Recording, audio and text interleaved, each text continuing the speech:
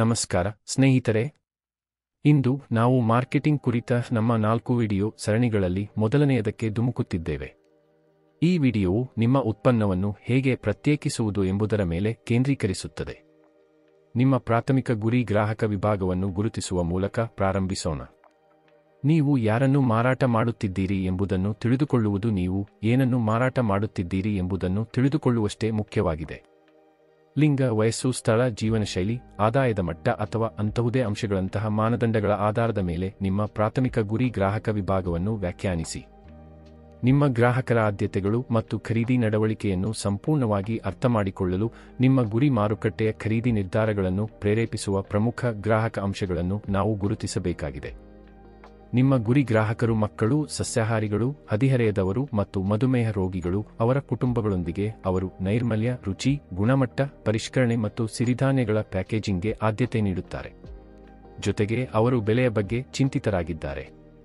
ಈ ಅಂಶಗಳಿಗೆ ಅನುಗುಣವಾಗಿ ನಿಮ್ಮ ಉತ್ಪನ್ನ ಮತ್ತು ಮಾರುಕಟ್ಟೆ ಕಾರ್ಯತಂತ್ರವನ್ನು ರೂಪಿಸುವುದು ಬಹಳ ಮುಖ್ಯವಾಗಿದೆ. ಈಗ ನಿಮ್ಮ ಉತ್ಪನ್ನವನ್ನು ಹೇಗೆ ಪ್ರತ್ಯೇಕಿಸುವುದು ಎಂಬುದನ್ನು ಅರ್ಥಮಾಡಿಕೊಳ್ಳೋಣ. ಸ್ವಚ್ಛತೆ, ರುಚಿ, ಗುಣಮಟ್ಟ, ಫಿನಿಶಿಂಗ್ ಮತ್ತು ಪ್ಯಾಕೇಜಿಂಗ್ನಂತಹ ಕ್ಷೇತ್ರಗಳಲ್ಲಿ ನಿಮ್ಮ ಸ್ಪರ್ಧೆಯನ್ನು ಮೀರಿಸುವುದು ಮುಖ್ಯವಾಗಿದೆ. ನಿಮ್ಮ ಉತ್ಪನ್ನವನ್ನು ಯಾವುದು ಅನನ್ಯವಾಗಿಸುತ್ತದೆ ಎಂಬುದರ ಬಗ್ಗೆ ಯೋಚಿಸಿ. ಇದು ಸ್ವಚ್ಛತೆ ಮತ್ತು ಉತ್ತಮ ಗುಣಮಟ್ಟ, ಉತ್ತಮ ರುಚಿ ಅಥವಾ ಬಹುಶಃ ನವೀನ ಪ್ಯಾಕೇಜಿಂಗ್ ಆಗಿರಬಹುದು. ನೆನಪಿಡಿ, ವ್ಯತ್ಯಾಸವು ಕೇವಲ ಉತ್ಪನ್ನದ ಬಗ್ಗೆ ಮಾತ್ರವಲ್ಲ, ನಿಮ್ಮ ಗ್ರಾಹಕರಿಗೆ ನೀವು ಅದನ್ನು ಹೇಗೆ ಪ್ರಸ್ತುತಪಡಿಸುತ್ತೀರಿ ಎಂಬುದರ ಬಗ್ಗೆಯೂ ಆಗಿದೆ. ಮುಂದೆ ನೀವು ಯಾವ ಉತ್ಪನ್ನಗಳ ಸಂಯೋಜನೆಯನ್ನು ನೀಡಬೇಕು ಎಂಬುದನ್ನು ನಿರ್ಧರಿಸುವುದು ಮುಖ್ಯವಾಗಿದೆ.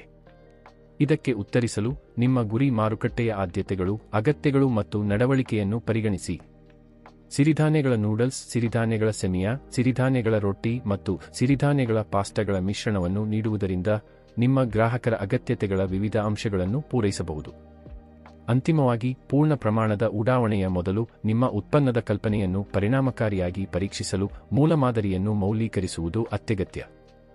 ನಿಮ್ಮ ಪ್ರಾಥಮಿಕ ಗುರಿ ವಿಭಾಗದೊಂದಿಗಿನ ಚರ್ಚೆಗಳ ಮೂಲಕ ಅಥವಾ ನಿಮ್ಮ ಉತ್ಪನ್ನವನ್ನು ಪರಿಶೀಲಿಸಲು ಸ್ನೇಹಿತರ ಗುಂಪನ್ನು ಕೇಳುವ ಮೂಲಕ ಇದನ್ನು ಮಾಡಬಹುದು. ನಿಮ್ಮ ಉತ್ಪನ್ನವನ್ನು ಪರಿಷ್ಕರಿಸಲು ಅನೇಕ ಬಾರಿ ಪ್ರತಿಕ್ರಿಯೆಯನ್ನು ಸಂಗ್ರಹಿಸಿ, ವಿಶೇಷವಾಗಿ ಆರೋಗ್ಯ ಪ್ರಜ್ಞೆ, ಮಕ್ಕಳು, ಸಸ್ಯಾಹಾರಿಗಳು, ಹದಿಹರೆಯದವರು ಮತ್ತು ಮಧುಮೇಹ ರೋಗಿಗಳು ಮತ್ತು ಅವರ ಕುಟುಂಬಗಳಿಂದ. ವಾಯ್ಪರ್ ಕೋಚ್ ಚಾನೆಲ್ ಅನ್ನು ಲೈಕ್ ಮಾಡಿ, ಶೇರ್ ಮಾಡಿ ಮತ್ತು ಸಬ್ಸ್ಕ್ರೈಬ್ ಮಾಡಿ. ವೀಕ್ಷಿಸಿದ್ದಕ್ಕಾಗಿ ಧನ್ಯವಾದಗಳು. All the best.